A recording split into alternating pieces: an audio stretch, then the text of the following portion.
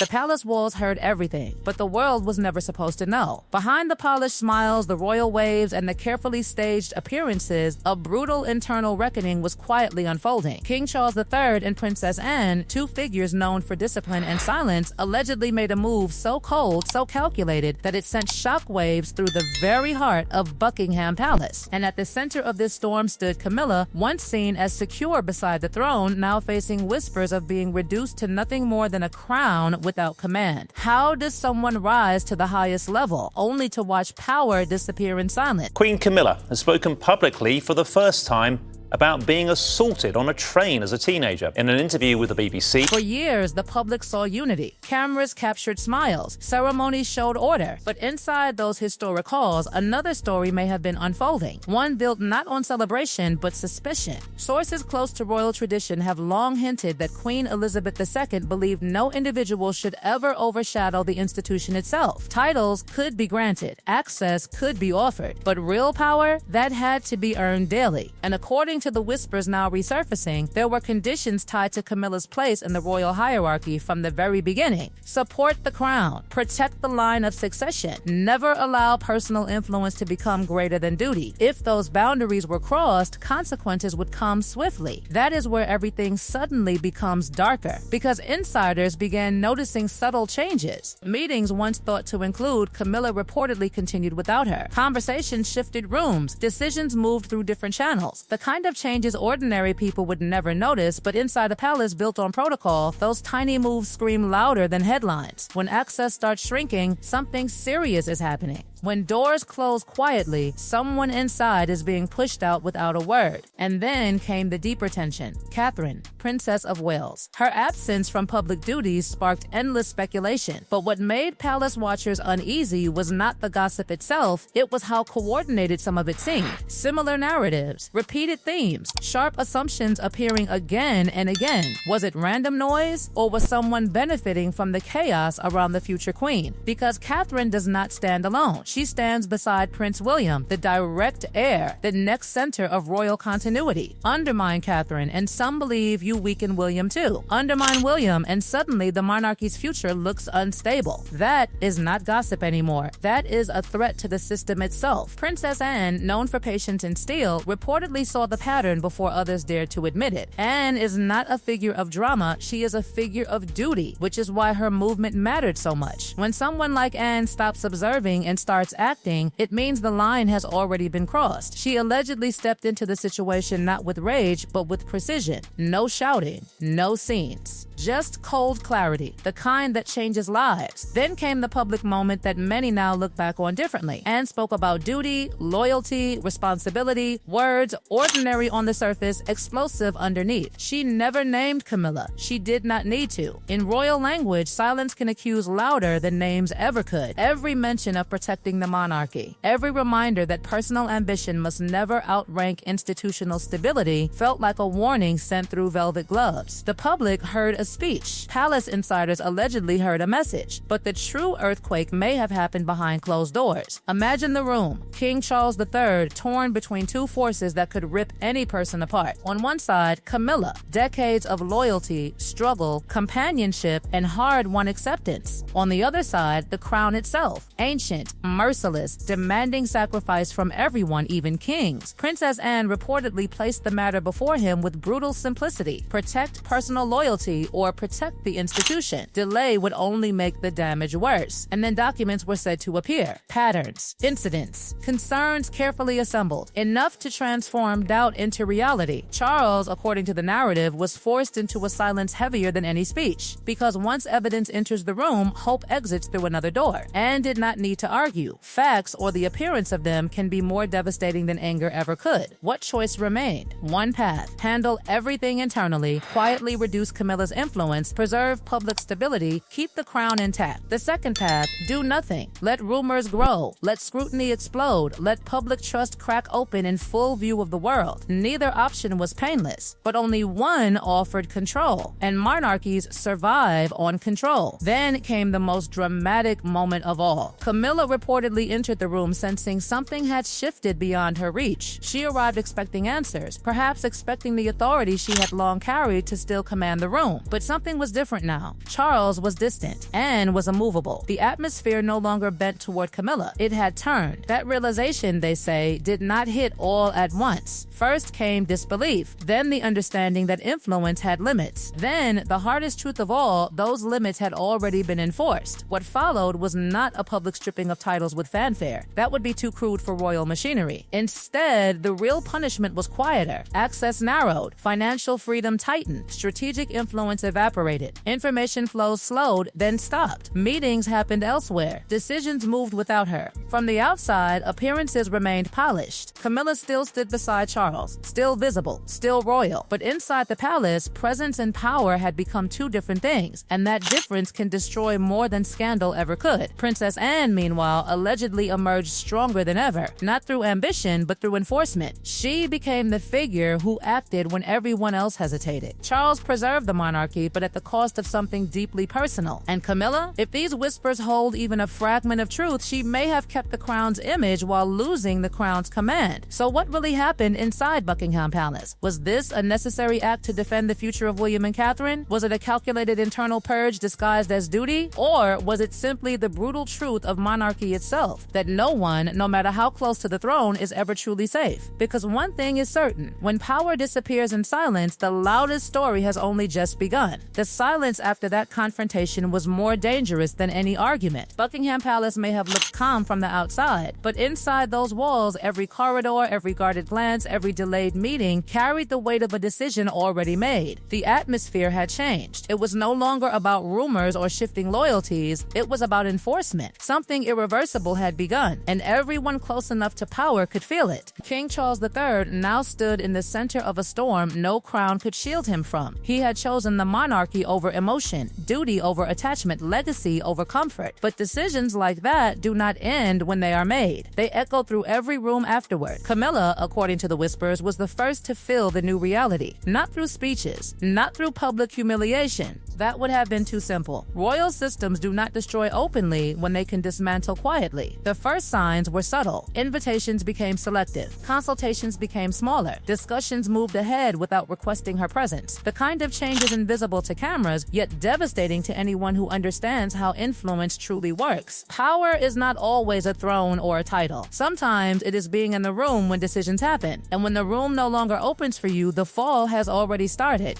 Princess Anne's role reportedly became even more central in the aftermath. She did not celebrate. She did not grandstand. That is not her style. Instead, she allegedly became the stabilizer, the figure ensuring the institution moved forward without hesitation. Where Charles carried conflict, Anne carried certainty. Where others feared backlash, Anne focused on structure. Her influence rose not because she chased it, but because in moments of instability, the monarchy leans toward those who do not flinch. And Anne has built a lifetime reputation on never flinching.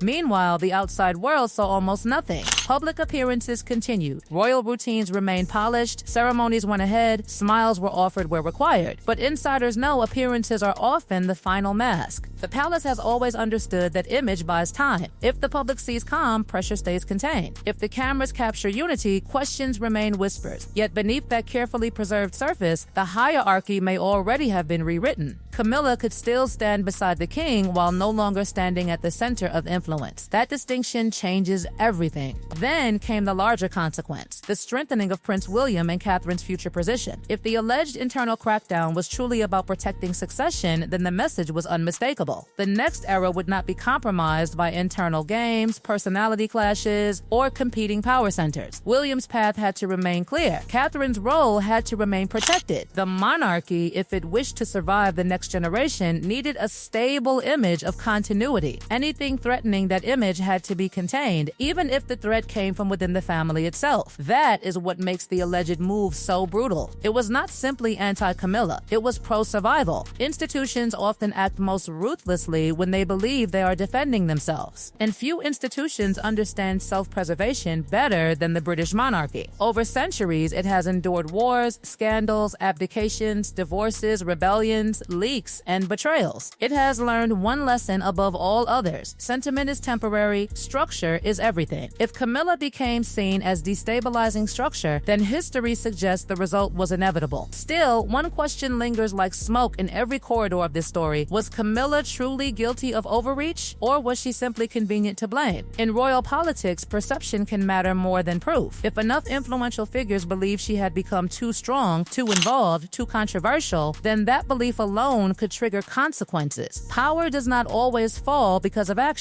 Sometimes it falls because trust evaporates, and once trust disappears inside palace walls, it rarely returns whole. Charles, if these whispers hold truth, may now live with the king's paradox. He preserved the institution by wounding the personal life he fought decades to legitimize. He secured the future while complicating the present. He acted as monarch, but perhaps suffered as a man. History often praises rulers for difficult decisions without measuring what those decisions cost privately. Yet behind every necessary act lies someone who had to bleed for it emotionally. And Camilla? She may remain titled, photographed, formally respected, but if real authority was stripped away, then the loss runs deeper than any headline could capture. A person can keep jewels, cars, guards, and public honors while losing the one thing that made them matter internally: influence. Once that disappears, status can become costume. Presence can become performance. A crown can remain on the head while command slips through the fingers. Now, Buckingham Palace returns to routine. Doors open, cars arrive, flags rise, smiles appear. But routines can hide revolutions. Somewhere behind those ancient walls, relationships may never recover, loyalties may never be the same, and a silent warning may now hang over everyone near the throne. No connection is stronger than the crown when survival is at stake. So what was this truly? A necessary defense of William and Catherine's future? Princess Anne's masterstroke of control? Charles's most painful act of duty? Or Camilla's slow-motion fall disguised behind royal protocol? Whatever the answer, one truth remains impossible to ignore. In monarchy, the most devastating battles are rarely fought in public. They are fought in silence and decided long before the world ever notices.